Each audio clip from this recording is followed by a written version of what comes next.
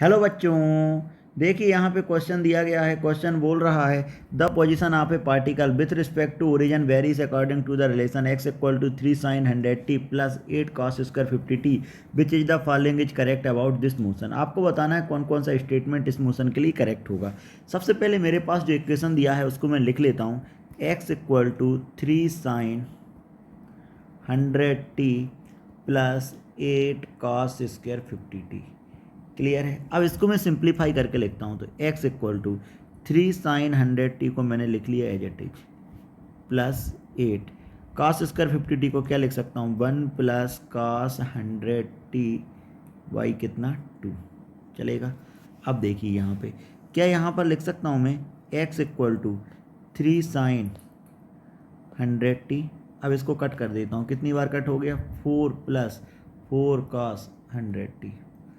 अगर मैं बात करूं इस इक्वेशन को तो क्या लिख सकता हूं x minus 4 equal to 3 sine 100t plus 4 cos 100t।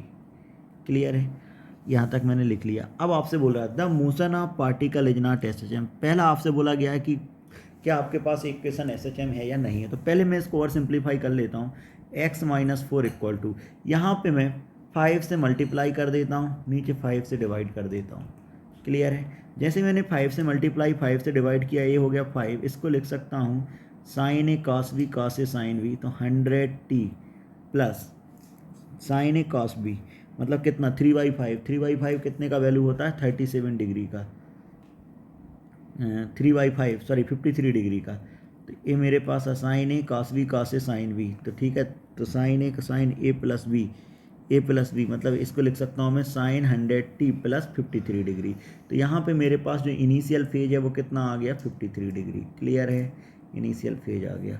अब इसके एम्पलीट्यूड की बात करें तो एम्पलीट्यूड कितना हो गया 5। तो क्या लिख सकते हैं, देखो ये जो इक्वेशन है इसको मैंने सिंगल इक्वेशन के फॉर्म में कन्वर्ट कर लिया और यहाँ पे दोनों का ओमेगा का वैल्यू भी सेम दिया गया है। मतलब ये क्या है SHM का इक्वेशन है। ठीक है, तो एक क्वेश्चन SHM का है जिसका एम्पलीट्यूड 5 है। तो ऑप्शन नंबर भी हमारे पास क्या हो गया करेक्ट हो गया।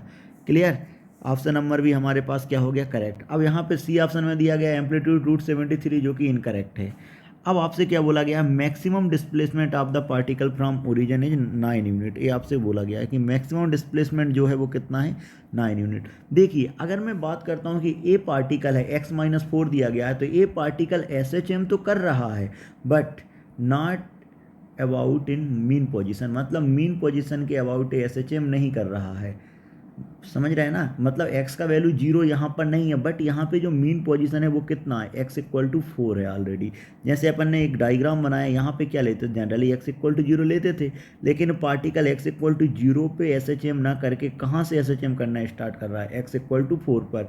मतलब हमारे पास जो मीन पोजीशन है वो कितना है x इक्वल टू 4 है। क्लियर है। अगर मैं बात करता हूँ कि मैक्सिमम कितना जा सकता है ओरिजिन से, तो x मैक्सिमम देखो ऑलरेडी वो 4 पे तो कर ही रहा है, तो 4 और मैक्सिमम डिस्प्लेसमेंट कितना 5, तो इसका जो मैक्सिमम डिस्प्लेसमेंट है वो कितना हो सकता है ओरिजिन से 9, जो कि ऑप्शन नंबर डी में दिया गया है। तो मैं बोल सकता हूँ कि इस क्वेश्चन का option B and option D are correct option है। Hope you understand the solution. Thank you.